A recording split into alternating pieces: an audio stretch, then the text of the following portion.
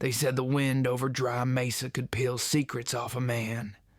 That night, it worked the latch of the diamond gull the way a careful hand might test a guarded heart. Lantern light wavered. Cards clicked. Somewhere in the dark, a piano key sighed and died. The saloon doors stayed shut, bolted, though the street outside breathed dust like a sleeping animal. The room held its own breath, as if something had already happened, and the night had closed the doors to keep it from escaping. Mason Hale leaned on the bar and watched the amber in his glass move like fire under river ice. He wore trail dust and silence. The coat on his shoulders was old leather scarred. His jaw had a day's roughness, and his eyes carried a horizon most men never reach. He did not talk unless a thing was worth the cost of a word. Tonight, even a word felt expensive. Across the room, Eliza Rowan stacked coins with a measured hand. The lamp beside her picked copper out of her hair and turned it into a soft flame. Her dress was simple, practical, cream fading to dusk where the fabric met shadow. She had the kind of stillness a storm learns to respect. Her mouth kept secrets. Her eyes kept score. Outside, thunder walked the far ridges. Horses shifted along the rail, restless. Someone laughed, too bright, then remembered and let the sound fall. Tully the barkeep polished a glass already clean. He kept glancing at the doors. So did the men at the tables. The town had locked itself inside while the night prowled, and that made every gesture carry weight. Mason lifted his glass. The whiskey was heat under winter. He let it settle. He was not hiding here, he told himself. He had come to trade for supplies, then for quiet, then for something he could not name. Maybe it was the way the lantern light draped the corners. Maybe it was the piano's bellyache, tired from years of small songs. Maybe it was the woman by the coins. Eliza looked up. Their eyes met. A small current went through the room, as if the walls knew names before mouths did. She did not look away. Mason did not either. The air between them thinned, like snow long after sunrise. A man in a gray hat threw his cards and let the chair legs slap down. Trouble wears colors, folks say. Gray was one. He watched Eliza as if she were a door he was owed the key to. Eliza placed another coin on the stack and did not look at him. Mason spoke then, just one sentence to the barkeep. Another glass. His voice was gravel softened by rain. Tully nodded, pour careful, as if refilling a fire that should be fed slow. Gray Hat stood. He had a bright scarf and a dull smile. The kind that says, I found a place that hurts, and I like pressing on it. He moved toward Eliza's table. Her hand hovered over the coins, steady. The lapels of her bodice rose with a breath and fell. Her left thumb tapped her ring finger. Nothing there now. A ghost of a promise once kept or broken. Mason's hand tightened around his glass. He knew the itch before a draw. He also knew the ache after one. He had not ridden here for blood. He had ridden here to let silence try its hand at fixing what life had torn. He watched. Gray Hat tipped his brim, and then set his palm on the table where Eliza's coins lay. The room leaned in. The piano made a sound like a swallowed cough. Eliza said one word. No, not sharp, not soft. A simple boundary set down like a fence post in rain. Gray Hat smiled wider. He pressed his fingers to the coins. But then she whispered, and it changed the weather in the room. Please take your hand back. The word please held steel, the kind of steel that keeps a wolf outside a lambing pen. Gray Hat's smile forgot how to be a smile. His hand stayed. Her fingers moved to lift his. He did not like the thought of being moved. His elbow curled. Mason saw it happen before it happened, the way a man who has been broken can see the fracture coming from a mile off. Mason set his glass down. He did not stand fast. He rose like a mountain does, slow and unarguable, boots on plank, coat falling to line the shape of his shoulders. He walked across the floor that remembered gunfights and wedding promises and last songs. The room parted because rooms learn the language of a certain kind of man. He did not look at Gray Hat first. He looked at Eliza, a small nod, a question without words. Her chin dipped, a yes that still carried its own power. In the soft between them lived recognition, not familiarity, something rarer, a sense that two old hurts had heard each other call. Mason reached the table. He spoke low. Evening. The syllables carried patience. Gray Hat turned. He measured Mason and found a shape he disliked. His hand slid from the coins. His palm went to the curve of his holster. The distance from thought to theft became thin. Mason did not touch his gun. He placed his own hand on the back of the empty chair between them. A polite thing. A wall made of courtesy. Gray Hat waited and sneered. Men who cannot read gentleness will try to tear it. He knocked the chair aside with his knee. The crash made the lamp flame shiver. Eliza stood. The movement released a ribbon of lavender and whiskey and rain from her hair. Her eyes were steady. She said, "Gray, leave it. Not Mr., not Sir." His name spoken as if it were the last coin in a purse, and she would rather save it. The sound of it seemed to cost her. Gray's jaw jumped. He glanced at the doors as if the night outside owed him witnesses. The doors did not move. The thunder gave a distant answer. He spit to the side. Then he saw Mason's right hand still resting open on the chair back, calm, capable. The message in that calm was an old one. The men at the next table read it and found somewhere else to fix their eyes. Gray stepped back. He made a small shrug of a man who had found out the ground in front of him was not ground at all, but water and spring. He lifted both hands to show emptiness he did not feel. Then he slid away to the bar and poured his pride into being loud at someone else. The room exhaled.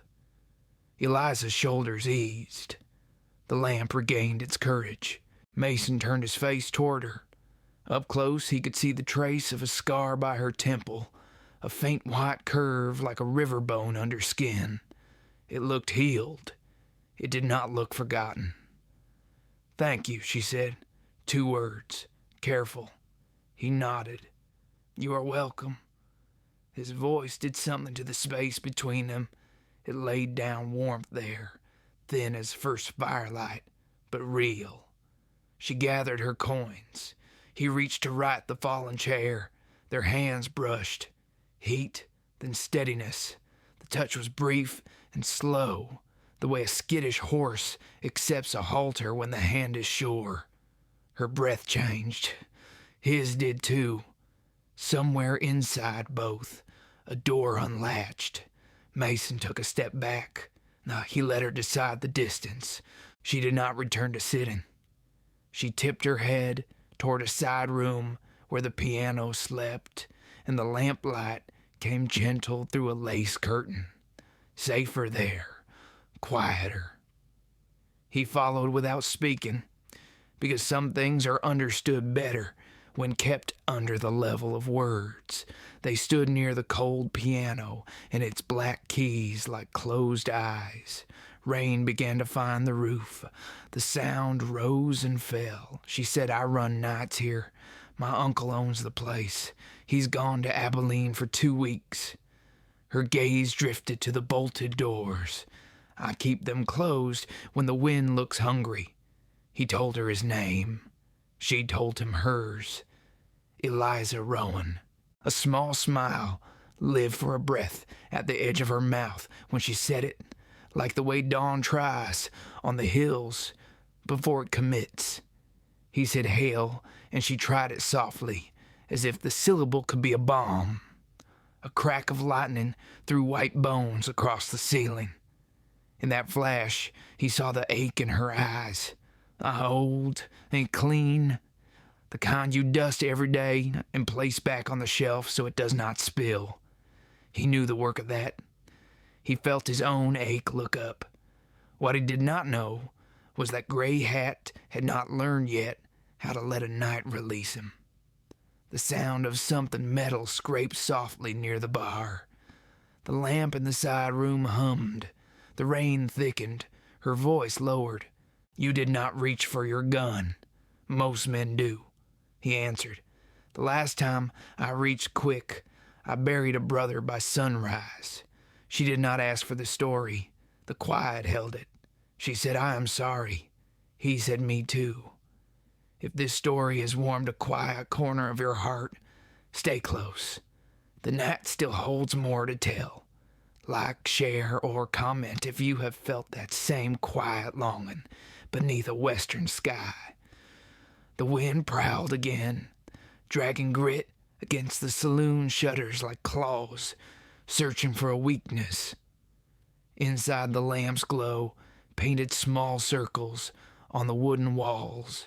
Eliza stood near the piano, one hand resting on its edge, her eyes on Mason as if still testing the calm that had come to her rescue. He leaned against the doorframe, hat lowered, every inch of him quiet, but not still. A man built for motion even when he didn't move. The silence between them wasn't empty. It carried the smell of rain, the pulse of thunder, and the memory of the touch that had passed between them when the chair fell. Eliza's throat tightened, not from fear, but from something harder to name. She had lived years without needing anyone's help. Yet here was this stranger who had stepped into her storm, like he already knew the language of it. She said, "You should go before the road floods." Mason didn't answer at once. He studied the wet window, the faint reflections trembling there. "Roads heal quick," he said. "People don't." His voice was low, a sound that felt like it came from deep inside the earth. She looked down at her hands, calloused, scarred, but steady. The kind of hands that had rebuilt everything except trust. "You from around here?" she asked. He shook his head. "Used to be. Rode through on my way north." He turned the brim of his hat between his fingers. "My brother and I had a ranch near the canyon rim. Not much left of it now. Fire took it last spring." She heard something heavy in his tone, something still smoldering. "I'm sorry," she said. He nodded once. "Lost a minute. Haven't said his name since."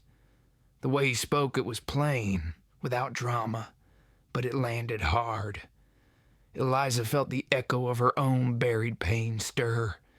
The man who had promised her forever and left with nothing but a goodbye note in the morning dust. She had burned it, but the ashes never scattered right. Outside, the rain turned harder. The sound filled the room like applause from ghosts. The thunder moved closer, cracking against the far ridge, shaking the rafters. Mason looked at the bolted doors, then at her. "You sure you want to be alone in here?" She lifted her chin. "I'm used to it." He half smiled, the kind of smile that didn't need to prove anything. "Used to it doesn't make it right." She turned away, brushing a strand of hair from her face. Her heartbeat found its own rhythm again, steady and unsure at once. He had a way of being near that didn't press, didn't invade, only steadied the space around him. It unnerved her more than danger ever had. The lamp flickered. She crossed to it, adjusted the wick. Her sleeve brushed his coat as he stepped closer to help. The scent of wet leather and smoke wrapped around her. For a heartbeat, she forgot the years between her and the last time she felt safe. Then came the noise, a dull scrape, a hinge shifting. Mason's head turned. The saloon doors trembled against their bolt.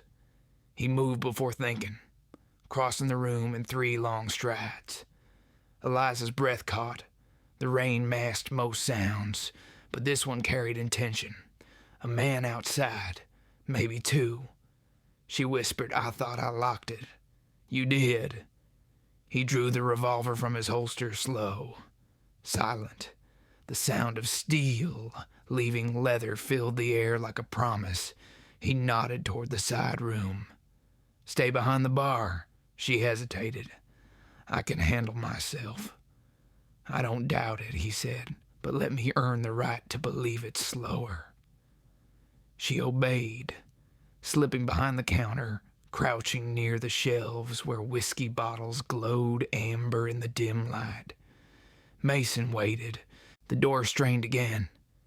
Then a sharp crack as the bolt gave way. The saloon door swung inward, letting in a slice of cold night and a figure soaked in storm water. Gray hat. He stepped in with his pistol half drawn and a smile twisted with liquor and wounded pride.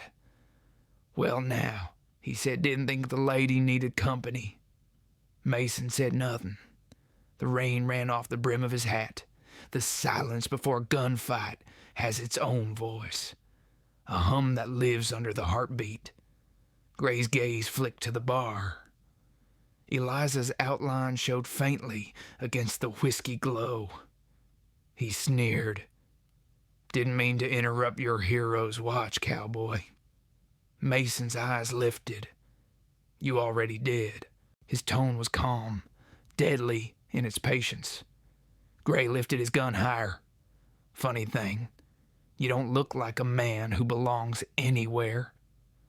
Mason moved a step to the side, letting the lamplight find Gray's face.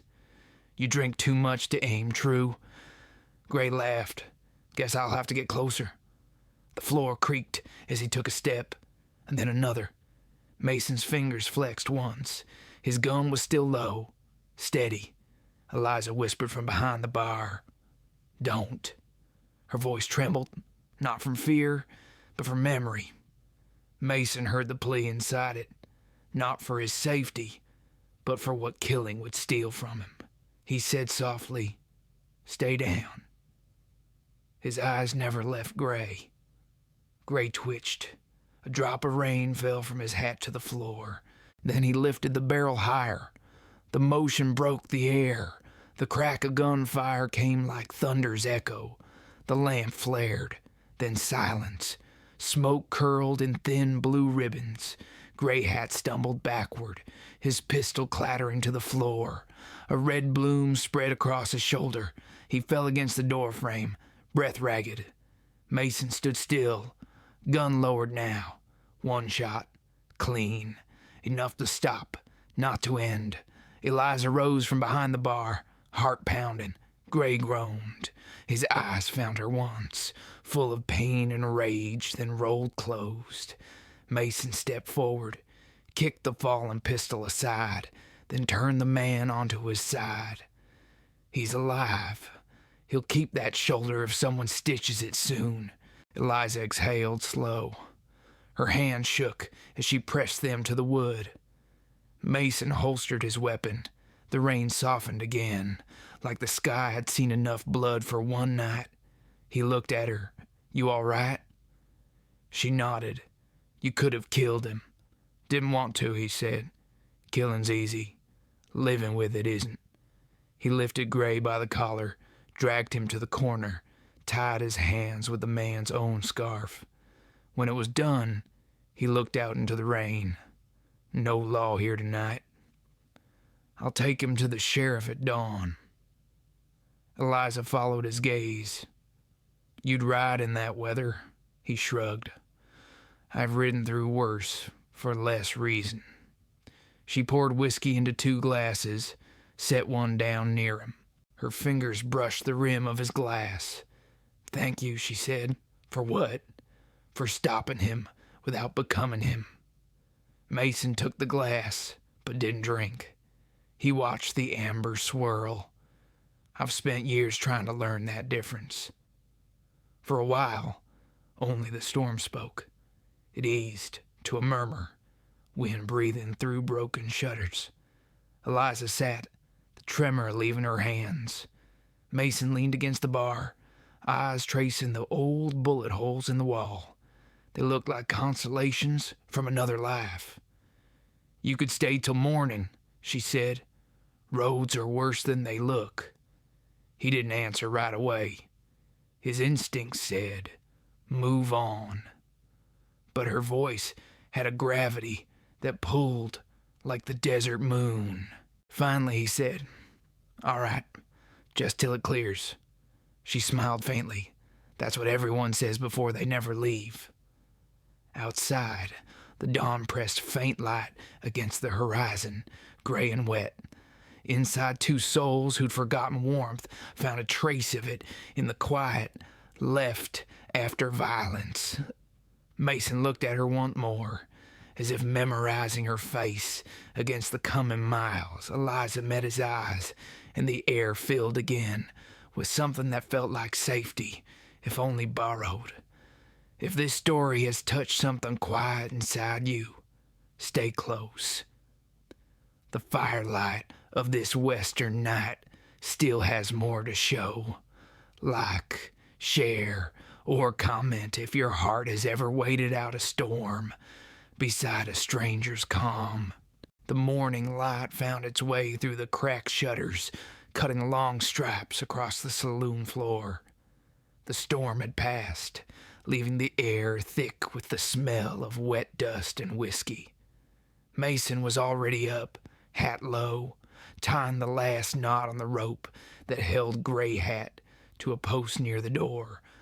The outlaw still breathed, pale and shivering, his shoulder bandaged with a strip torn from Mason's own shirt. Eliza stepped out from behind the bar with 2 cups of coffee. Her hair was loose, still damp. The sight of Mason in the half-light stirred something in her chest she hadn't felt in years. A strange calm threaded with danger. He looked like the kind of man storms followed, but also the kind they listened to. She set 1 cup beside him. "You didn't sleep." He took it with a nod. "Didn't plan to." "Sheriff's office is 6 miles east," she said. "Trail's washed out in places." "I'll manage," Mason said, glancing toward the door. "Once the sun's up proper, I'll ride him in." She studied the lines of his face and how quiet strength lived there. "You always this steady after gunfire?"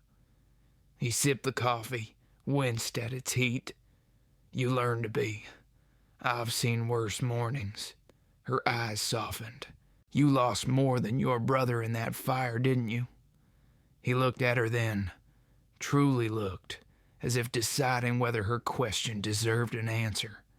Finally he said, "Lost a home, a name, maybe hard to tell the difference after a while." Eliza leaned on the counter, the wood warm beneath her palms. "You could build again." He gave a faint, humorless smile.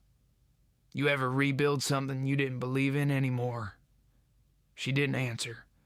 The words struck too close. She thought of the farm her father left her, burned by debt and drought, of the man she married who promised new land in Texas, then left her with his lies and a bar to run alone. "Maybe not," she said quietly, "but sometimes the building matters more than what stands after." Mason's gaze lifted to her. In her voice was something he hadn't heard in a long time, conviction that didn't need proof. He took another slow sip, the bitter taste grounding him. Outside, the first riders of the day passed down Main Street, wheels splashing through mud. One of them slowed near the saloon window, eyes narrowing at the shape tied near the door. Mason tensed. Eliza caught the movement. "You expecting trouble?" "Always," he said simply, "but this one's mine to carry." She looked at the outlaw. Gray hat, face twisted in pain and fury even in half-consciousness. "He'll come back for you once he's healed. I'm counting on it," Mason said. "Better me than the next soul he crosses."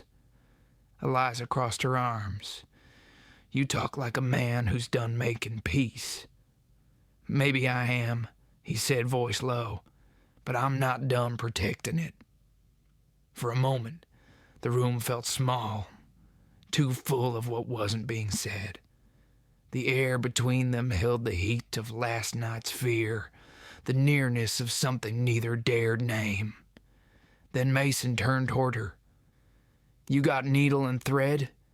That shoulder of his won't wait long if I want to keep him alive."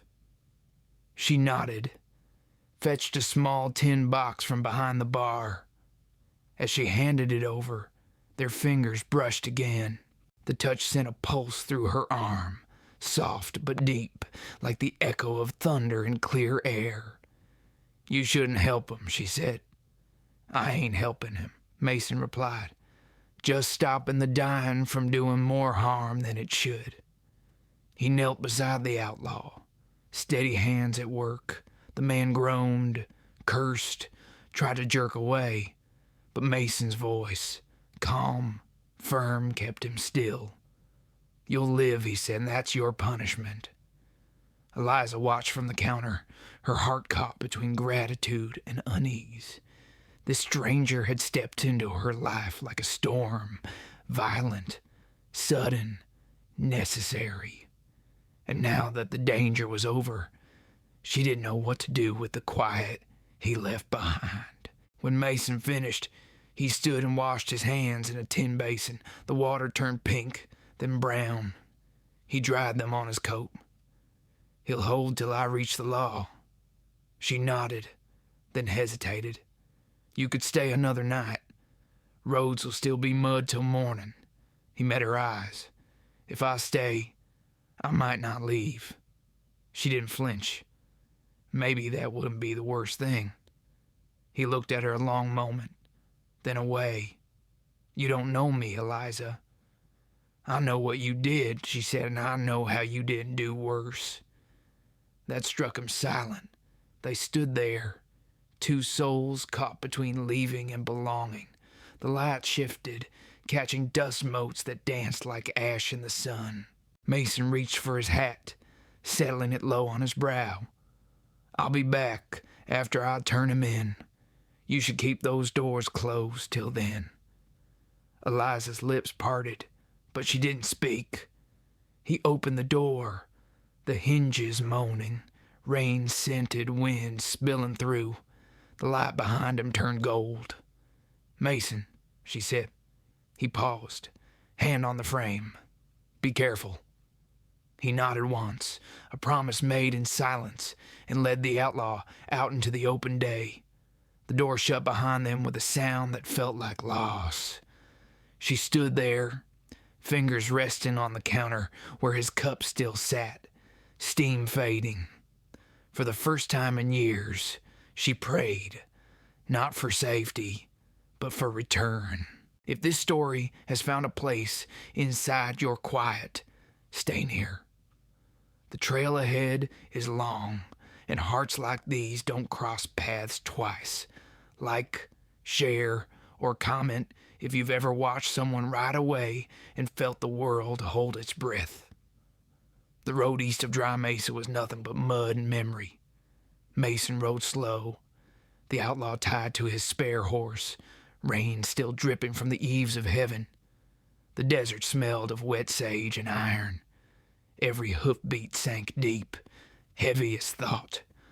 Gray had grown behind him, half-conscious, the rope creaking with each sway. Mason didn't look back. He kept his eyes on the horizon where the hills rose like old scars. The sun broke through the thinning clouds, laying light across the red earth in ragged pieces. By midday, he reached the sheriff's post, a low wooden cabin with a crooked sign that once said law and now only whispered it. Sheriff Kane stepped out, a man carved from the same dust as Mason, but older, edges dulled by compromise. "Mason Hale," Kane said, squinting against the light. "Didn't think I'd see you back in these parts." Mason dismounted. "Didn't plan to come. Found trouble chasing someone else." He pulled the outlaw forward. Kane looked at Gray Hat's bound hands, the bandaged shoulder. "What's he done?" "Tried to hurt a woman at the Diamond Gull," Mason said. "He's lucky he's still breathing." Kane nodded slowly, taking the rope. "Appreciate you bringing him in. We'll keep him till the doc rides through." He paused, eyes narrowing. "You didn't shoot to kill. That's new." Mason met his gaze. "World's got enough ghosts already." Kane studied him, then spat into the dust. "You always were a strange breed, Hale. Quiet kind. Dangerous kind." Mason said nothing. He just watched the outlaw hauled inside and chained to a post. When the door closed, the silence outside felt heavier. "You still living with that fire behind your eyes?" Kane asked. "Fire went out," Mason said. "Smoke's the part that stays." The sheriff grunted. "She's lucky you were there." Mason looked toward the west, where the desert opened wide. "So am I." He mounted his horse, tipped his hat. "She'll need to know it's done." "About the woman?" Kane said. "Eliza Rowan." Mason turned in the saddle. "You know her?" "Everyone does," Kane said. "Father owned half the town once. Died owing the other half.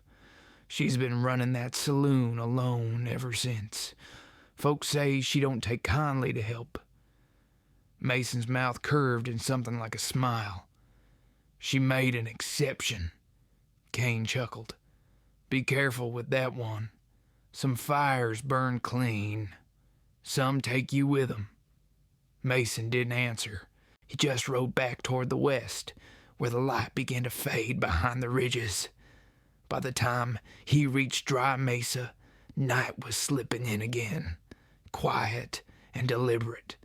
The saloon lights glowed through the rain, like lanterns underwater. He tied his horse, pushed through the door. Eliza was behind the bar, wiping down the counter. When she saw him, her hands froze, cloth still, in mid-motion. Relief flickered through her face before she caught it and buried it. "You made it," she said. He nodded. "He's in the sheriff's hands now." Her shoulders eased. "Did he say anything?" "Not much worth remembering." She poured him a drink without asking, the amber liquid catching the lamp glow. Then, "Let's remember something better." He took it, sipped, warm, real, the kind of drink that carried more truth than comfort. "You didn't have to come back," she said. "I told you I would." "You don't strike me as the kind of man who stays true to promises made in the dark." He looked at her steady. "Then you don't know me yet." She met his eyes, something sharp softening. "Oh, maybe I want to." He didn't move, but the space between them shifted. The room had quieted. Even the piano seemed to hold its breath.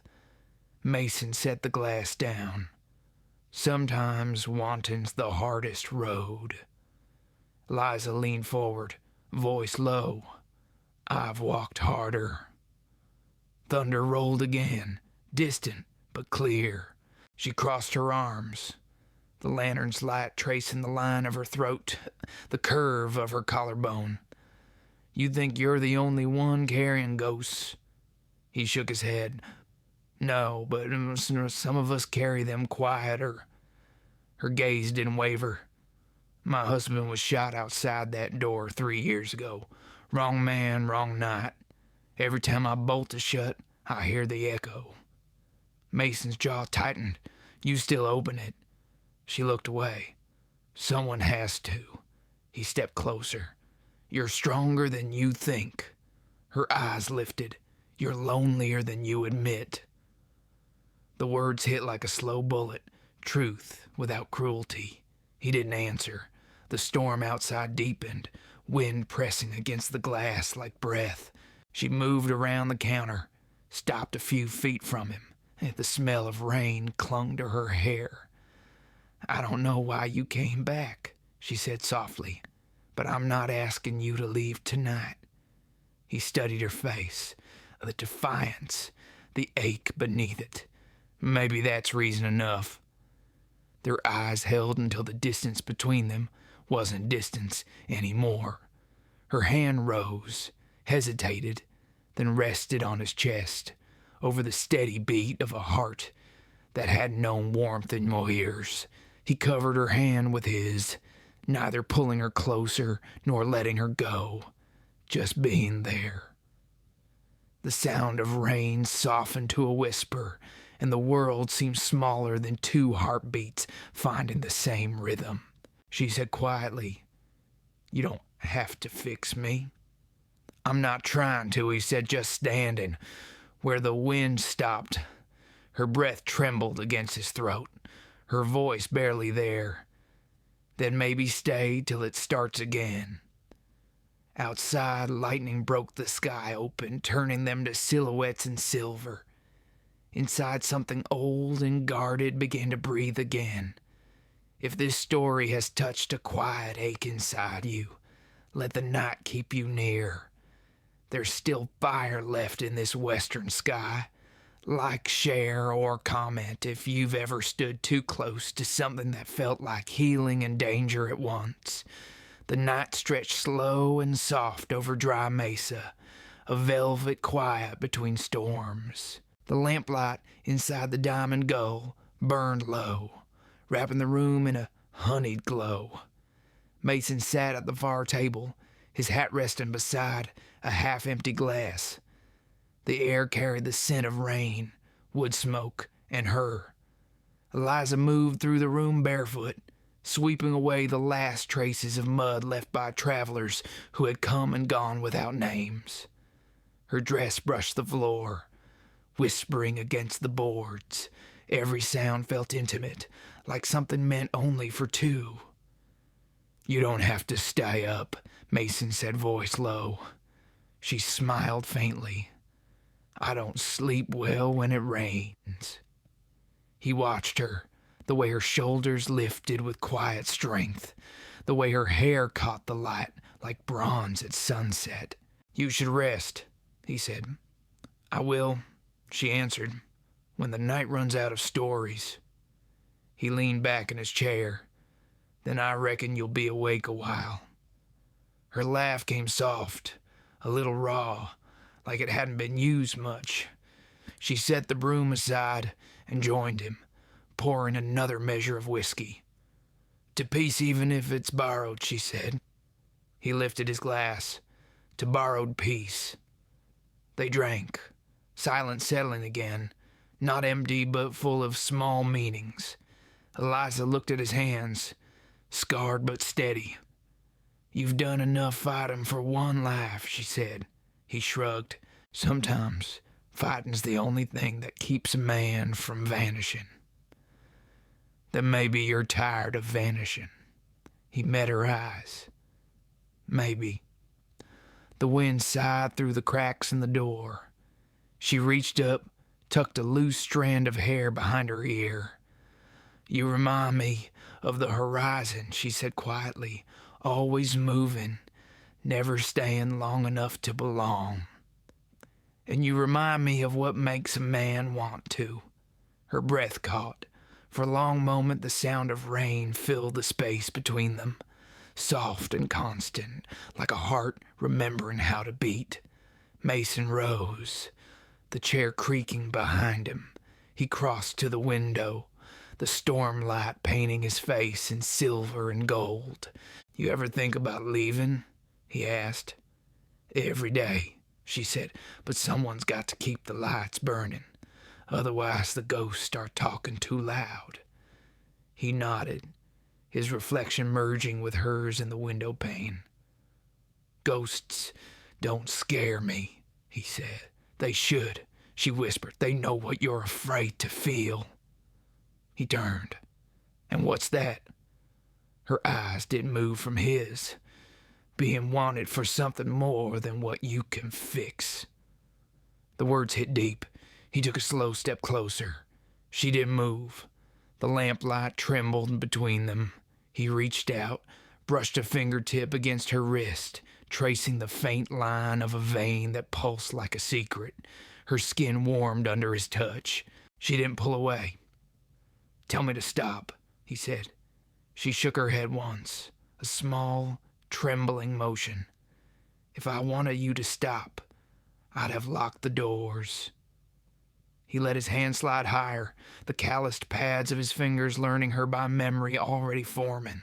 She lifted her face, eyes closed, and the distance between them vanished like mist in morning sun.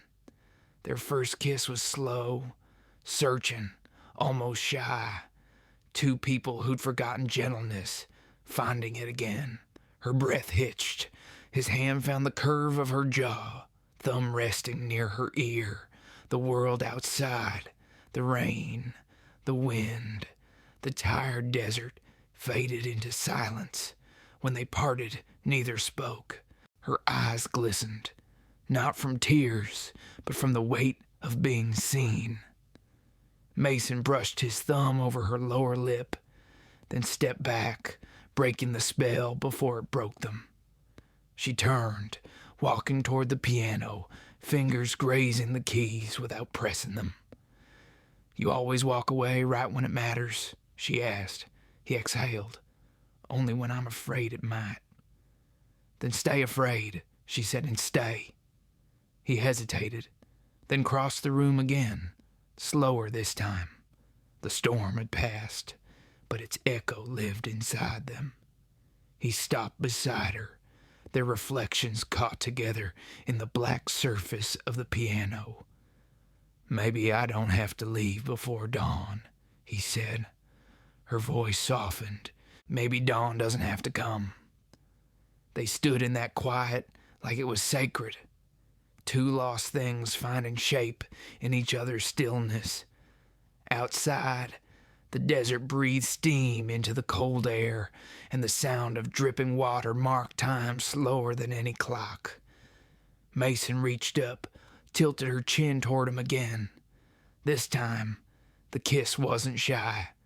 It was a promise wrapped in danger, a prayer for something they both knew couldn't last, but needed to happen all the same.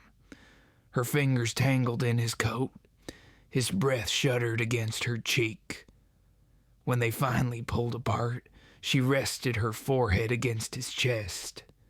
His hand traced slow circles along her back, steady, tender, grounding. "Don't make me forget this," she whispered. "I couldn't if I tried," he said. The lamp guttered, flame bending, shadows stretching long. The world outside stayed still, as if it knew the saloon had become a place of confession instead of whiskey and noise. If this story has stirred something quiet in your heart, keep close to the fire. The night has more to say, and the wind still carries their breath across the desert. Like, share, or comment if you've ever found warmth where you least expected it. Dawn came thin and colorless, a pale band of light slipping through the cracks in the saloon windows. The air was cool, sweet with the scent of rain fading into dust. Mason sat alone at one of the tables, elbows resting on the worn wood, watching the steam curl from the cup in his hands. Eliza slept in the back room, door half open, the quiet rhythm of her breathing softer than any music the piano could make. He had not meant to stay, but leaving felt like breaking something he hadn't finished building. The fire between them hadn't been wild. It had been slow, certain, the kind that burned without smoke. It left its mark in stillness rather than flame. The sound of footsteps pulled him from thought. Sheriff Kane stood in the doorway, hat low, boots heavy with road dust. Mason rose. "Didn't expect to see you this early." Kane nodded toward the empty bottle on the counter. "Didn't expect to find you still here either." "She was alone," Mason said. "I know," Kane replied, his voice carrying the weight of something unsaid. "That outlaw you brought in didn't make it through the night. Fever took him." Mason's shoulders stiffened. "I thought the wound was clean." "It was, but men like him don't always fight to stay." Kane studied him a long moment. "Word'll get out. His kin ride with the Dalton crew. They'll come looking." Mason's jaw set. "Then they'll find me." The sheriff frowned. "You sure you want that trouble following you here?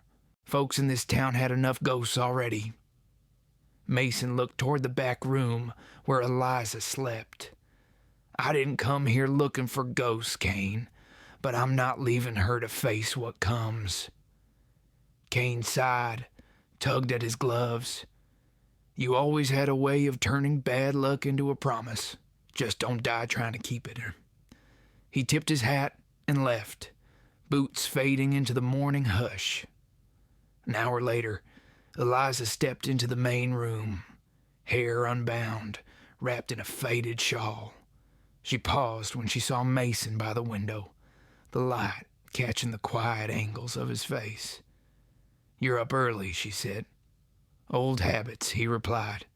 "Sheriff came by." Her expression shifted. "Trouble?"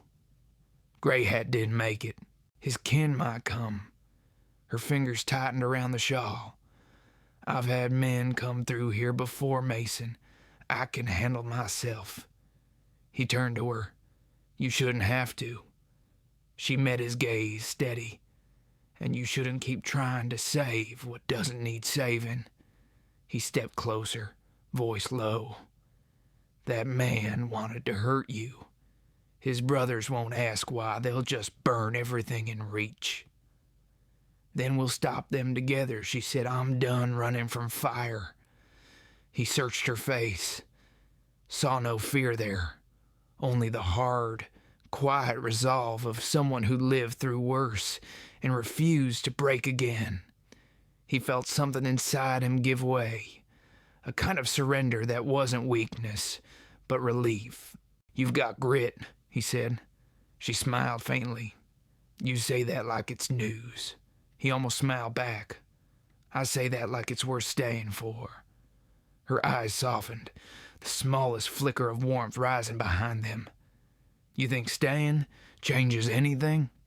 He hesitated. "It changes me." The air between them thickened, not with words, but with the pull of everything they didn't say. She took a step forward, so close he could see the faint line of freckles across her collarbone, the pulse that moved just below her throat. "Why does it feel," she whispered, "like we've met before?" "Maybe pain remembers," he said. "Maybe healing does too." She reached out, her hand brushing his cheek. "You're still haunted." He nodded. "But for the first time, it's not by the past." She let her thumb rest near the corner of his mouth. The touch wasn't bold, but it steadied him more than a bullet ever could. He caught her hand, pressed it to his chest. "This is all I've got left to give," he said quietly. "I never asked for more," she replied. They stood like that for a long while, morning light breaking into gold around them. It wasn't passion this time. It was peace, the kind that comes only when two broken pieces finally fit.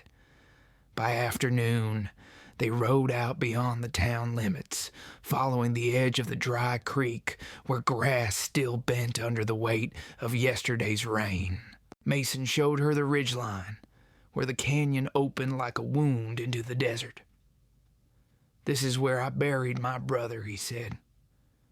Eliza dismounted, knelt beside the weathered marker, a simple cross carved from mesquite.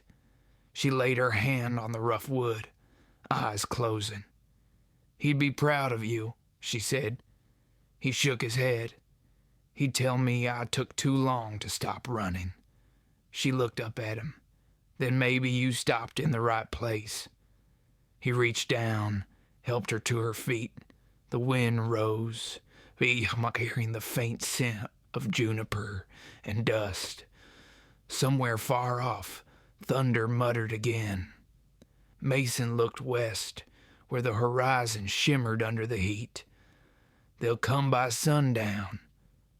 Eliza followed his gaze. "Then we'll be ready." He turned to her, fingers brushing hers. "You trust me?" She smiled, small but sure. "I trust what I saw in you last night."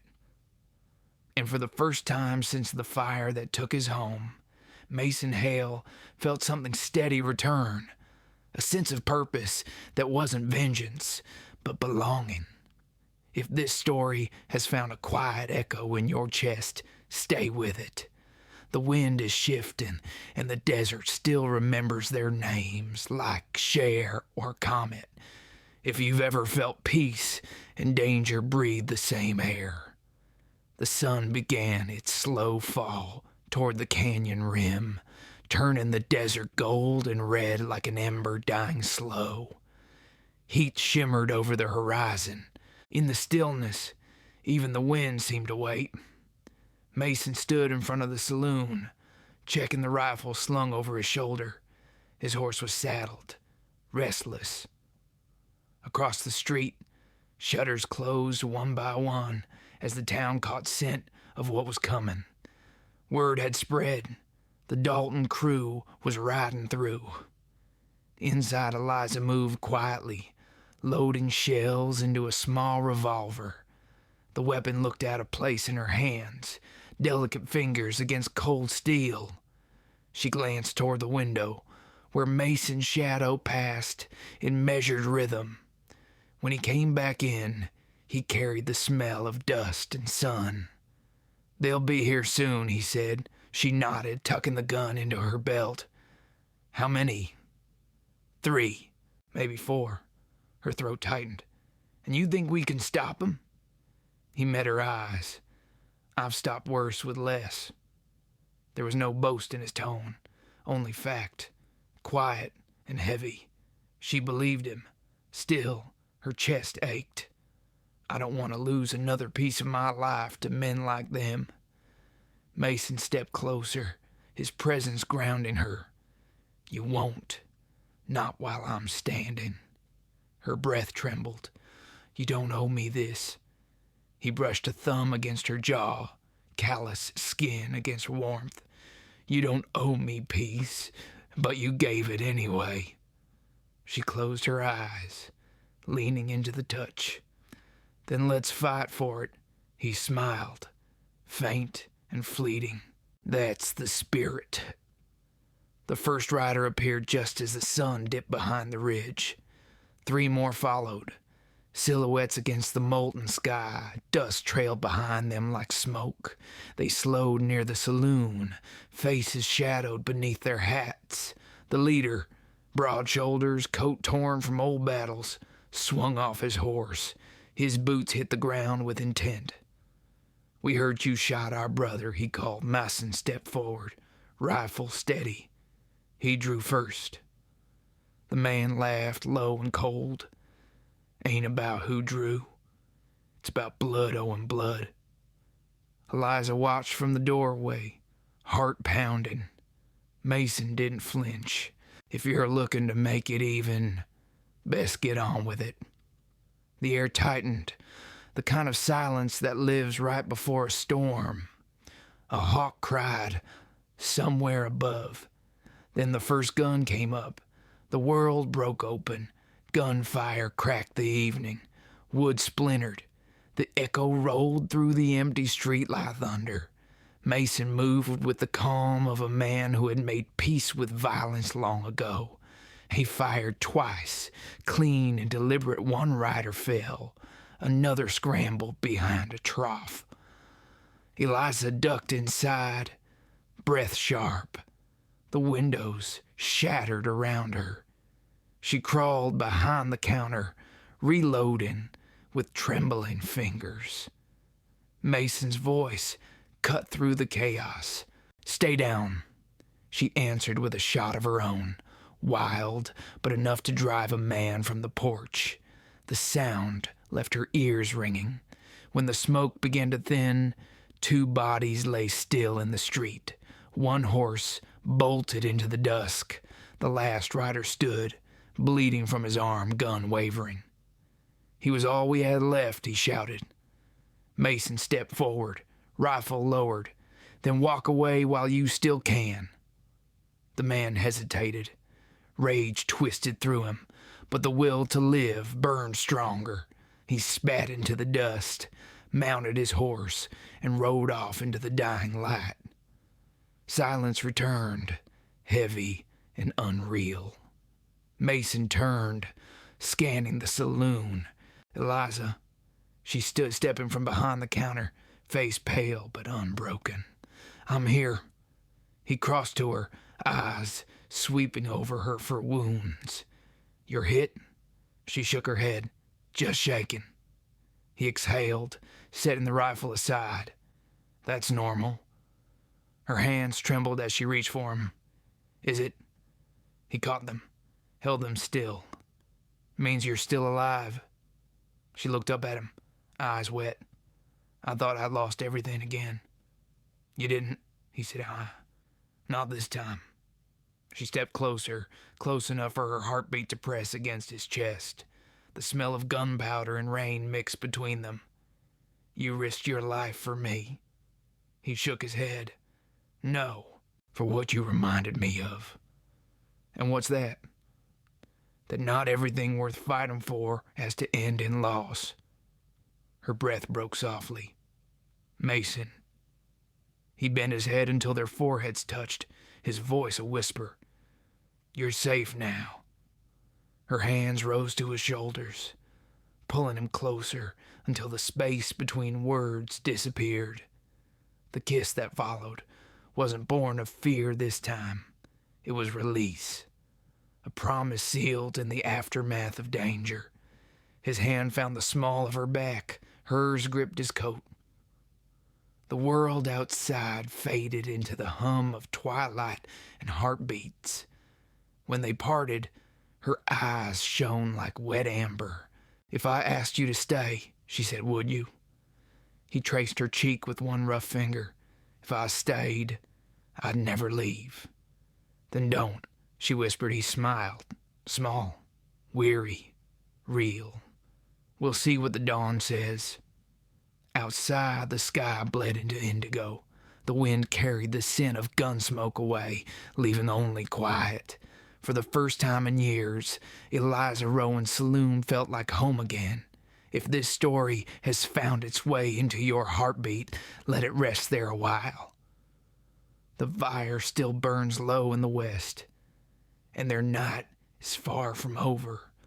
Like, share, or comment if you've ever felt safety rise from the ashes of fear. Morning rose slow and red, spilling across the cracked windows of the Diamond Gull.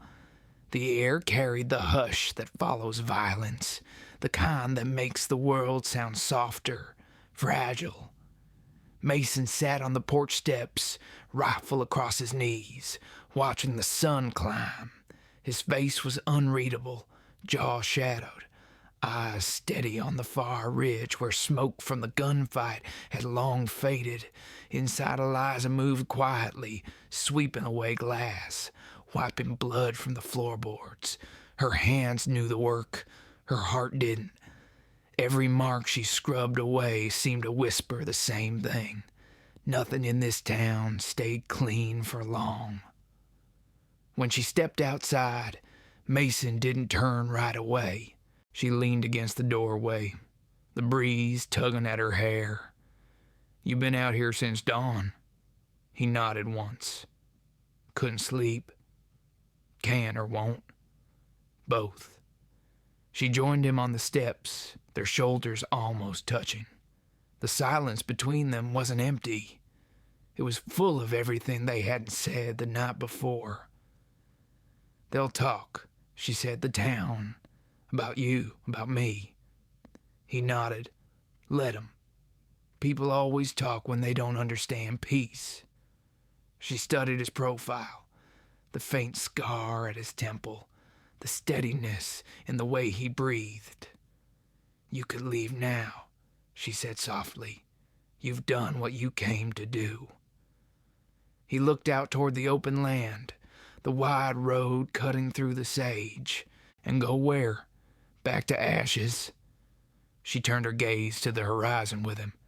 "Sometimes ashes make new ground." He smiled, small but real. "You sound like a preacher." "I sound like someone who's tired of endings." He finally turned to her. "Then maybe this one doesn't have to be." Their eyes met, and the wind seemed to still for a heartbeat. She reached out, brushed dust from his sleeve. "You're not the kind of man who stays, Mason. The road's in your bones." He caught her hand gently, fingers closing around hers. "Maybe I've been on the road too long." She didn't pull away. "If you stay, it won't be easy. Folks here don't forgive fast, and I don't forget." "Neither do I," he said. "But maybe forgetting ain't what we need." The words lingered between them, weight and warmth all tangled. By noon, the town had begun to stir again. Riders passed, tipping hats. Tully came by with lumber to fix the broken windows. The Diamond Gull breathed life once more, its piano silent but waiting. Mason helped where he could, hammer steady, voice quiet.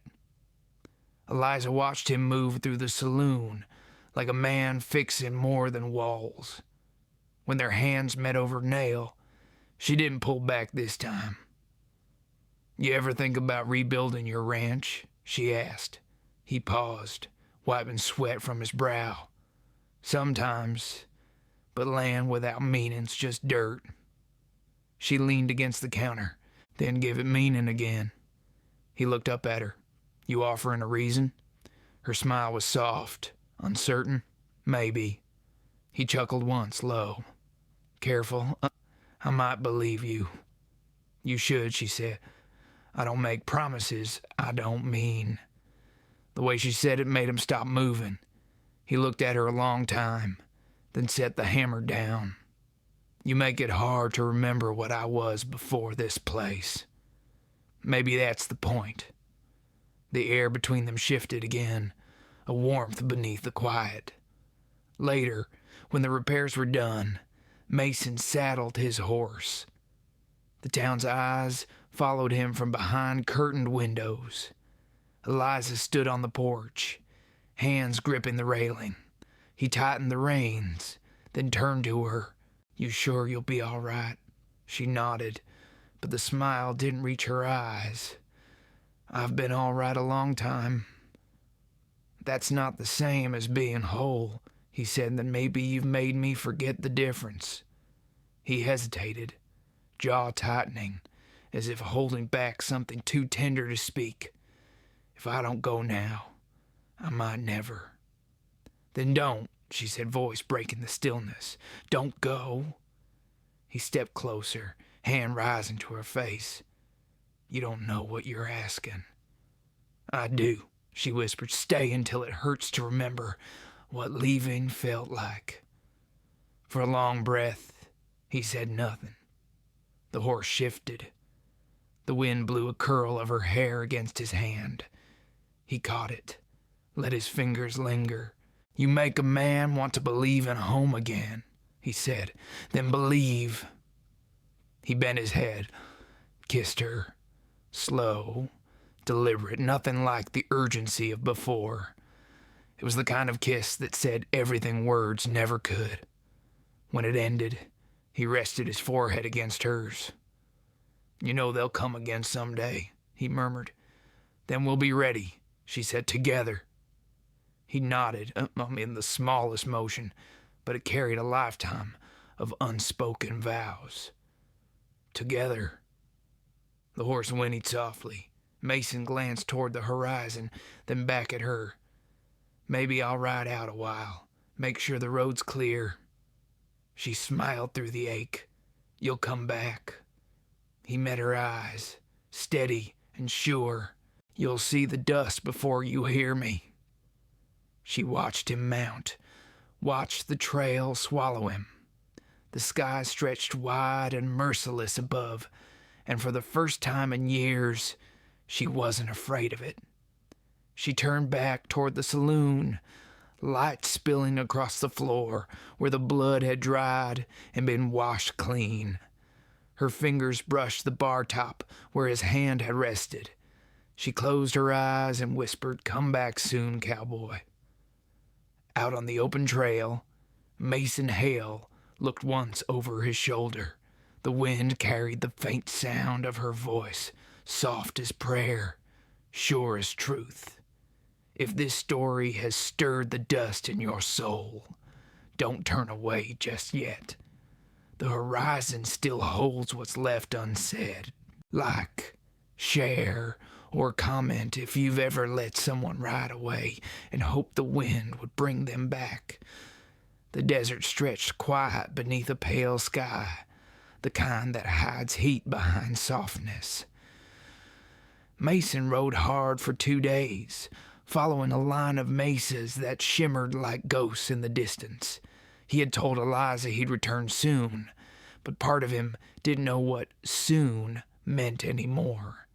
He needed to see what waited beyond the ridge, to know if the world still held anything worth bringing back to her.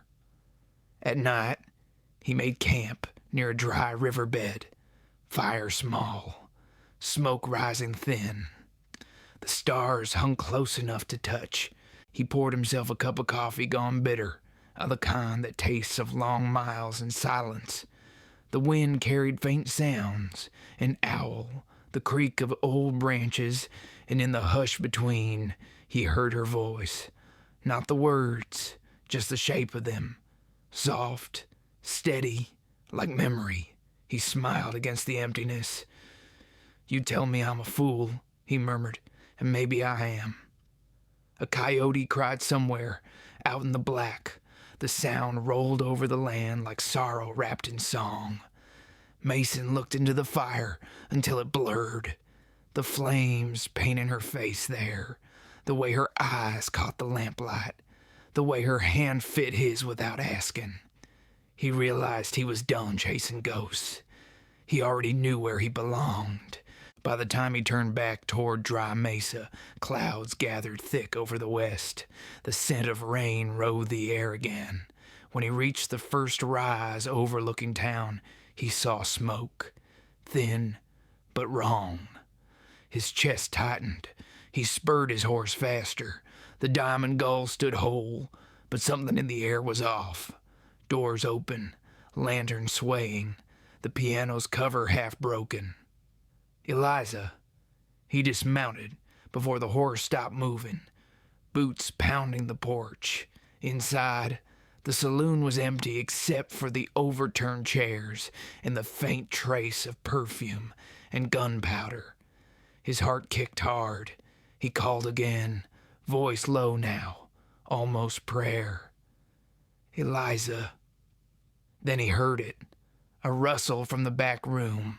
He pushed through the doorway, hand on his gun. She stood there, leaning against the wall, pale but unhurt. A bruise darkened her temple, dried blood at the corner of her mouth. Relief and rage tangled in his chest. "What happened?"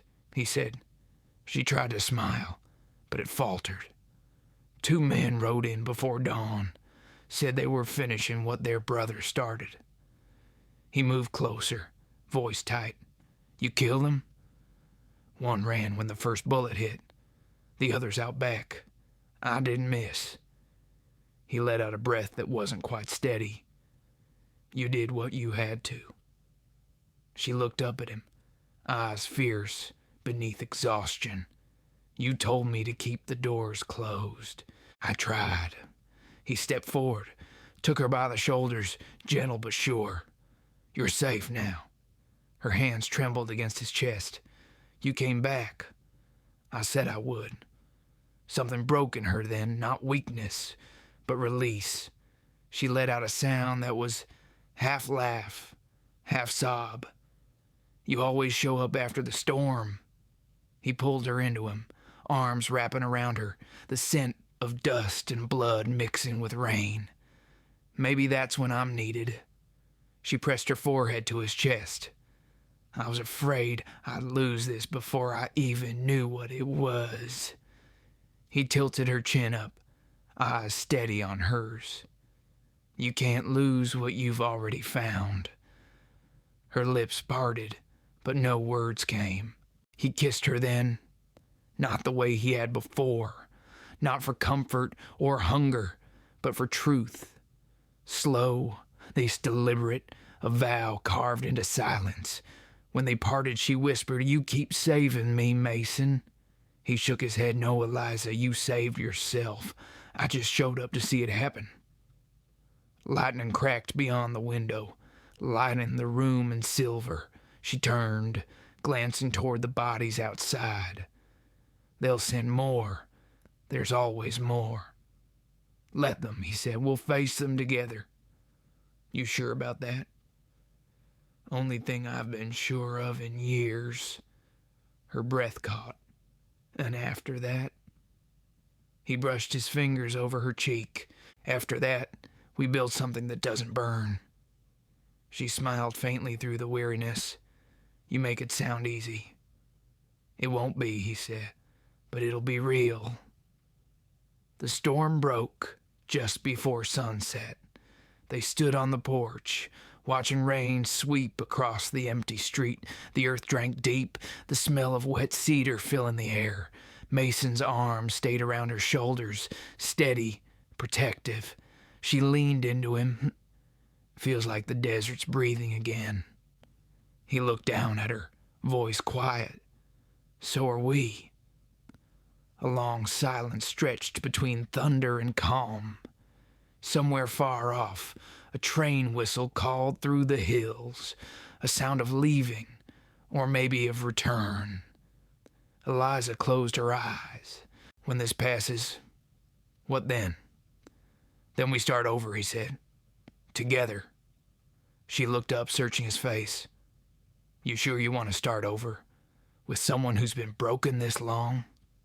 He smiled, small but full of truth. "Only kind worth starting with." Rain blurred the world beyond the porch. Inside, the saloon waited, warm, flickering, alive again. The sound of the storm became music, low and steady, and Mason Hale knew he'd found what every wanderer searches for and almost never keeps. If this story has left a mark upon your quiet, stay near. The last dawn waits beyond the storm, and love still rides through the dust. Like, share, or comment if you've ever found home in someone's broken light. The rain eased just before dawn, leaving the desert wrapped in a pale mist. Mason woke to the sound of dripping eaves and the soft shuffle of Eliza moving about the saloon. The smell of coffee filled the air, rich and grounding. He sat at the table where he'd first seen her, where danger and longing had begun their slow, tangled dance.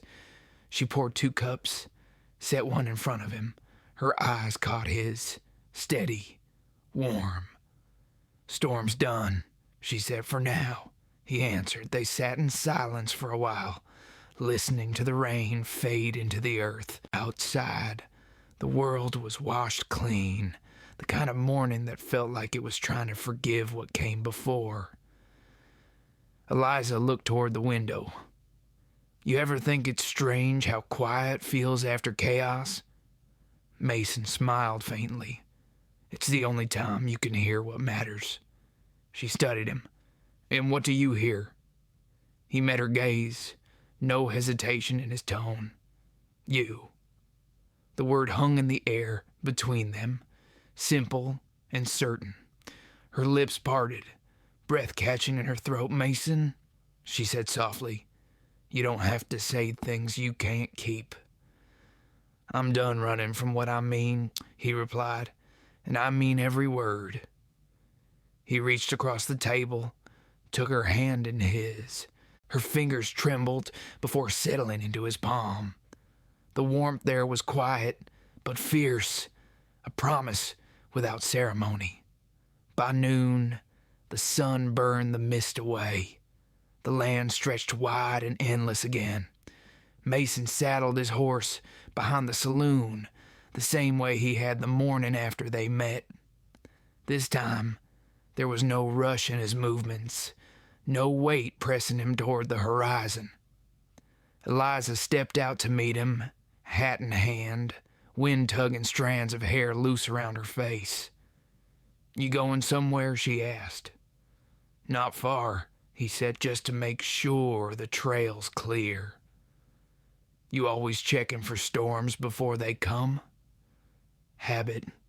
She stepped closer. You'll come back. He smiled, soft and sure. You'll see the dust before you hear me. She reached up, touched the edge of his jaw with her thumb. You keep saying that, and I keep meaning it. He leaned down, kissed her once, gentle, grounded, the kind of kiss that makes time hesitate. When he pulled away, he rested his forehead against hers. You've got a way of making a man believe in something quiet. She whispered, Maya, and you've got a way of making quiet feel alive. He lingered there, the warmth of her breath mixing with his. Then he mounted up, turning the horse toward the open plain. Go on, then, she said, voice low but certain. But don't be gone long. I won't. She watched him ride until the dust rose and blurred into the light. The sound of hooves faded into memory. For a moment she stood alone, wind threading through her dress. Then she smiled, the small, unguarded kind that lives in people who finally understand they've been found. Weeks passed, the town healed. The saloon came alive again with laughter and lanterns. Some nights, travelers would ask about the quiet man who'd once stopped a gunfight in that very room. Eliza never told them everything. She'd pour their drinks, smile the way desert women do, like they've learned not to promise what can't be kept, and say, he'll be back. The desert always brings him home. And sometimes, when the wind blew just right across Dry Mesa, she could hear the faint echo of hooves beyond the ridge, a figure against the dying sun, dust before sound. That night, she lit one last lamp before closing. The flame bent, then steadied. She looked out across the empty street, whispered into the quiet. You found peace, cowboy. Don't let it go. The wind caught her words, carried them west, over the mesas, across the canyons, into the endless light. Somewhere out there, Mason Hale smiled into the dusk and turned his horse toward home. If this story has touched a tender place in your heart, let your light stay with us. Comment, share, and subscribe so this western fire keeps burning for you.